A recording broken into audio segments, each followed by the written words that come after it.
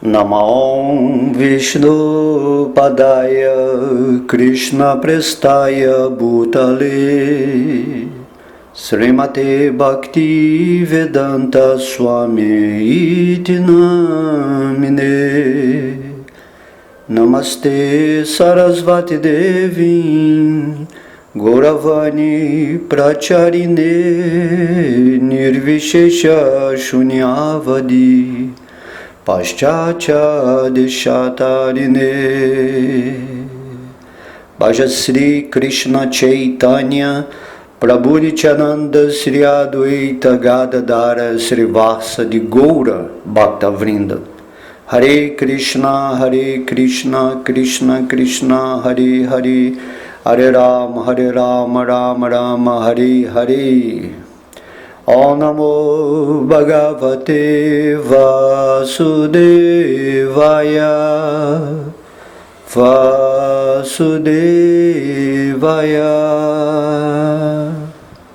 Haribol, todas as glórias devotas reunidas.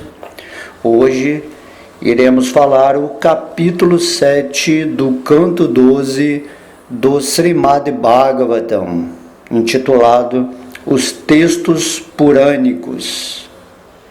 Nesse capítulo, Sri Shuta Goswami ele está descrevendo a expansão dos ramos do Atharva Veda. Ele também enumera os compiladores dos Puranas e explica as características de um Purana.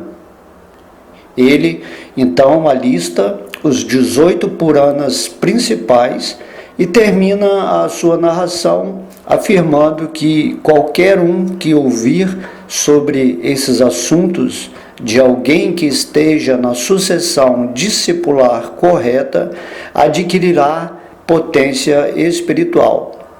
Essa é a potência do Srimad Bhagavatam, de modo que explica-se, nos próprios capítulos do Bhagavatam que ao ouvirmos atentamente a descrição de todo o capítulo, nós vamos adquirir potência espiritual e também nos libertar de desejos materiais. Não importa se o capítulo seja agradável ou desagradável, no sentido que nos atrai mais ou que não nos interessa muito.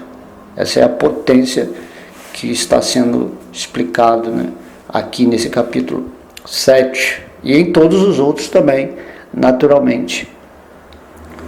Então, no verso 1, Shuta Goswami está dizendo: Sumanturishi, a autoridade no Atharva Veda, ensinou seu Samhita a seu discípulo Kabanda, que por sua vez falou Apatya e Vedadarsa. Como se confirma no Vishnu Purana, este sábio Sumanto, cujo brilho era imensurável, ensinou o Atharva Veda a seu discípulo Kabanda, e Kabanda, por sua vez, dividiu-o em duas partes e transmitiu a Vedadarsha e Patya. Shaukalyani, Brahmabali, Modosha, Pipalayani eram discípulos de Vedadarsha. Meu querido Brahmana, os nomes dos discípulos de Patya são Kumuda, Shunaka e Jajali, todos os quais conheciam muito bem o Atharva Veda. Segundo Srila Sridhara Swami, Vedadarsha dividiu sua edição do Atharva Veda em 4 partes e as ensinou a seus 4 discípulos. Patya dividiu sua edição em 3 partes e ensinou-a a seus 3 discípulos aqui mencionados. Babru e Sandavajana, discípulos de Shunaka, estudaram as 2 divisões da compilação do Atharva Veda feita por seu mestre espiritual. O discípulo de Sandavajana, Savarna e discípulos de outros grandes sábios também estudaram esta edição do Atharva Veda. Nakshatra Kalpa, Santikalpa, Kashyapa, Anjirasa e outros estavam também entre os acharyas do Atharva Veda. Agora, ó sábio, presta atenção enquanto cito os nomes das autoridades na literatura purânica. Trayuarani, Kashyapa, Savarni, Akritavrana, Vaishampayana e Harita são os 6 mestres dos Puranas. Cada um deles estudou uma das 6 antologias dos Puranas com meu pai Romarashana, que era discípulo de Srila Vyasadeva. Tornei-me discípulo dessas 6 autoridades e aprendi na íntegra todas as suas apresentações da sabedoria dos Puranas. Romarashana, discípulo de Vedavyasa, dividiu os Puranas em 4 compilações básicas. O sábio Kashyapa e eu, junto com Sarvani e Akritavrana, discípulo de Rama, aprendemos essas 4 divisões. Ó Shaunaka, por favor, ouve com atenção as características de um Purana, que foram definidas pelos mais eminentes brahmanas, eruditos, de acordo com a literatura védica. Ó Brahmana, autoridades no assunto declaram que um Purana contém 10 tópicos característicos, que são a criação deste universo, a subsequente criação dos mundos e seres, a manutenção de todos os seres vivos, seu sustento, o reinado dos vários manos, as dinastias dos grandes reis, as atividades de tais reis, a aniquilação, a motivação e o abrigo supremo. Outros eruditos afirmam que os grandes Puranas tratam desses 10 tópicos, enquanto Puranas secundários podem tratar de 5. No segundo canto do Srimad Bhagavatam, no capítulo 10, verso 1, também se descrevem os 10 assuntos de um grande Purana. Sri Shukadeva Goswami disse: no Srimad Bhagavatam há 10 divisões de narrações relativas ao seguinte: a criação do universo, a subcriação, os sistemas planetários, a proteção dada pelo Senhor, o impulso criativo, a mudança de manos, a ciência de Deus, a volta ao lar, volta ao Supremo, a liberação e o summum bonum. Segundo Srila Jiva Goswami, Puranas tais como o Srimad Bhagavatam tratam desses 10 tópicos, ao passo que os Puranas secundários tratam só de 5. Como se diz na literatura védica, a criação secundária, as dinastias dos reis, os reinados dos manos e as atividades das várias dinastias são as 5 características de um Purana. Puranas que cobrem 5 categorias de conhecimento são considerados literatura purânica secundária. Srila Jiva Goswami explicou que os 10 tópicos principais do Srimad Bhagavatam se encontram em cada um dos 12 cantos. Não se deve tentar atribuir cada um dos 10 tópicos a um canto específico.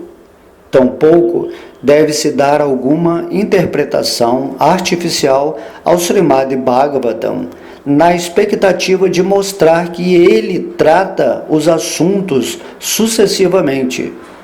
O fato simples é que todos os aspectos do conhecimento importantes para os seres humanos, resumidos nas 10 categorias supracitadas, são descritos com vários graus de ênfase e análise em todo o Srimad Bhagavatam. Então, Shuta continua descrevendo aqui no verso 11, da agitação dos modos originais dentro da natureza material e manifesta, surge o Mahatattva. Desse Mahatattva vem o elemento falso ego, que se divide em 3 aspectos. Este tríplice falso ego manifesta-se ainda como as formas sutis de percepção, como os sentidos e como os objetos grosseiros dos sentidos. A geração de tudo isso chama-se criação. A criação secundária, que existe pela misericórdia do Senhor, é a amalgamação manifesta dos desejos das entidades vivas. Assim como uma semente produz sementes adicionais, as atividades que promovem desejos materiais no executante produzem formas de vida móveis e inertes. Nesse verso, onde se fala sobre a criação secundária, temos um exemplo.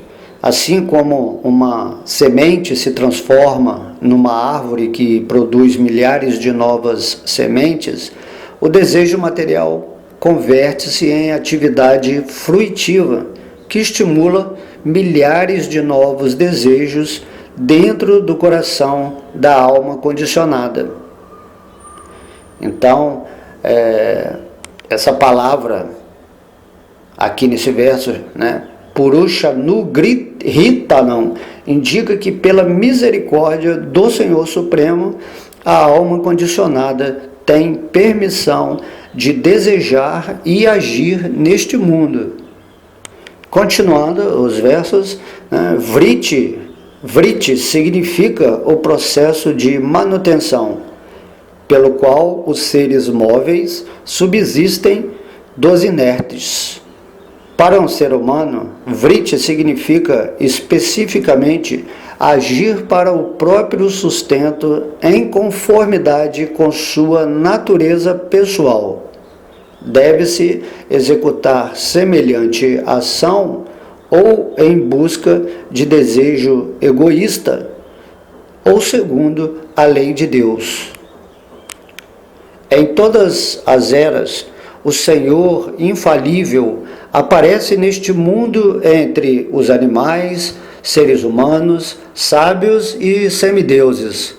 Mediante suas atividades nessas encarnações, ele protege o universo e mata os inimigos da cultura védica. As atividades protetoras do Senhor, indicadas pela palavra Raksha, constituem um dos 10 tópicos fundamentais de um Mahapurana ou grande texto purânico. Em cada reinado de Manu, 6 tipos de personalidades aparecem como manifestações do Senhor Hari, que são o Manu regente, os principais semideuses, os filhos de Manu, Indra, os grandes sábios e as encarnações parciais da Suprema Personalidade de Deus. As dinastias são linhagens de reis que têm sua origem no Senhor Brahma e que se estendem por todo o passado, presente e futuro. As narrações dessas dinastias, sobretudo de seus membros mais preeminentes, constituem o assunto da história dinástica. Há 4 espécies de aniquilação cósmica: ocasional, elemental, contínua e definitiva, todas as quais são efetuadas pela potência inerente do Senhor Supremo. Os estudiosos eruditos chamaram este tópico de dissolução. Devido à ignorância, o ser vivo executa atividades materiais e, por isso, em certo sentido, torna-se a causa da criação, manutenção e destruição do universo. Algumas autoridades classificam o ser vivo como a personalidade subjacente à criação material, enquanto outros dizem que ele é o eu imanifesto. Em relação a esse verso, o próprio Senhor Supremo, né, cria, mantém e aniquila o cosmos. Tais atividades, contudo, são executadas em resposta aos desejos das almas condicionadas, que são descritas aqui como retu, ou a causa da atividade cósmica. Logo, o Senhor cria este mundo para facilitar a tentativa da alma condicionada de explorar a natureza e, por fim, para facilitar sua autorrealização. Visto que não conseguem perceber sua própria identidade constitucional, as almas condicionadas aqui são descritas como avyaktritam, ou imanifestas. Em outras palavras, a entidade viva não pode perceber sua verdadeira forma, a não ser que seja 100% consciente de Krishna. A suprema verdade absoluta está presente em todos os níveis de consciência: vigília, sono e sono profundo. Em todos os fenômenos manifestos pela energia ilusória e dentro das funções de todas as entidades vivas. E ele também existe à parte de tudo isso, situado em sua própria transcendência. Ele é o último e único abrigo. Embora um objeto material possa assumir várias formas e nomes, seu ingrediente essencial sempre está presente como o substrato de sua existência. Do mesmo modo, tanto em conjunto como à parte, a suprema verdade absoluta sempre está presente com o corpo material criado em todas as suas fases de existência, começando com a concepção e terminando com a morte.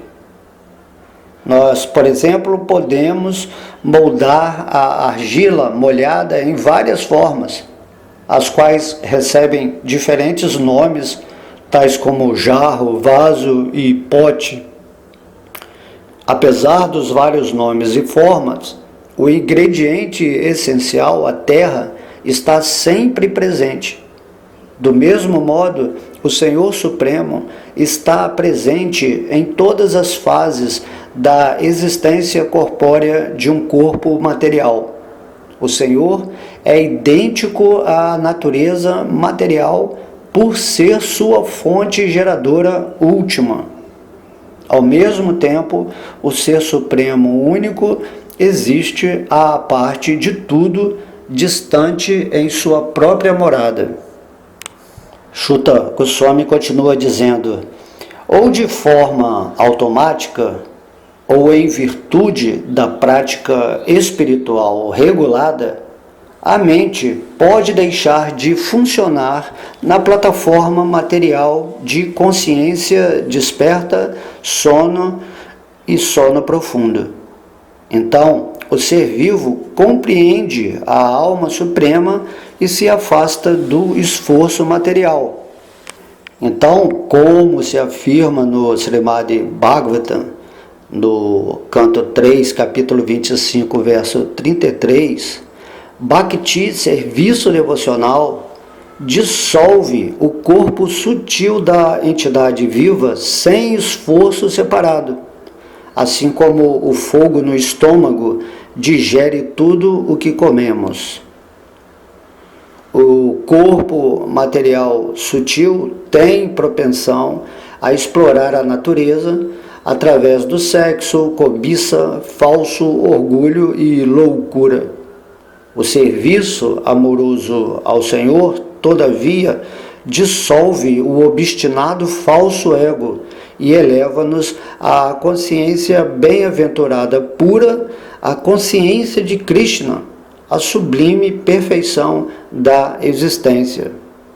Esse verso é muito importante, dizendo que se praticarmos, a vida espiritual regulada, a mente, que basicamente é o empecilho que nos prende nesse mundo, ela pode deixar de funcionar dessa relação com o falso ego, de modo que o espírito vai ficar totalmente consciente de si mesmo e de Deus em todos os estados, seja de consciência desperta, de sonhos ou de sono profundo.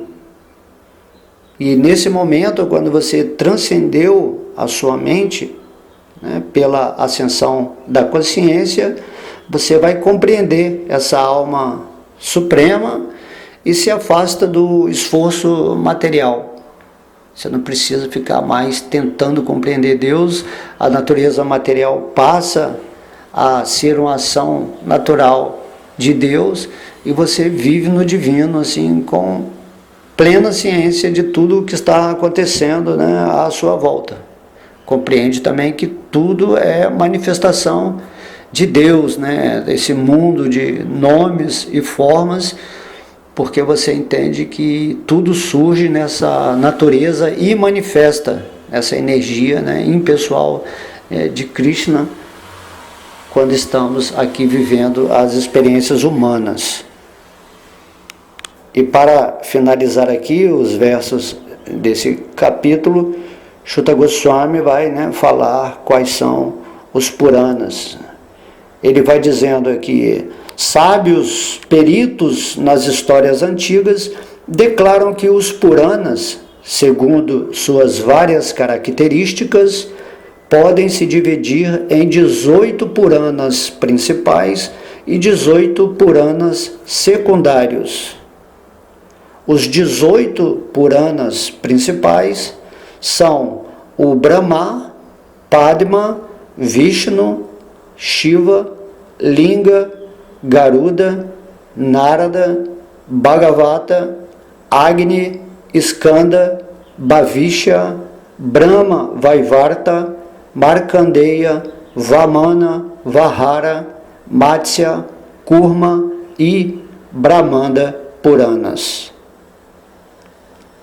Então aqui, também adicionando a esse verso, Srila Jiva Goswami cita referências do Vahara Purana, Shiva Purana e Matsya Purana, que confirmam os dois versos acima.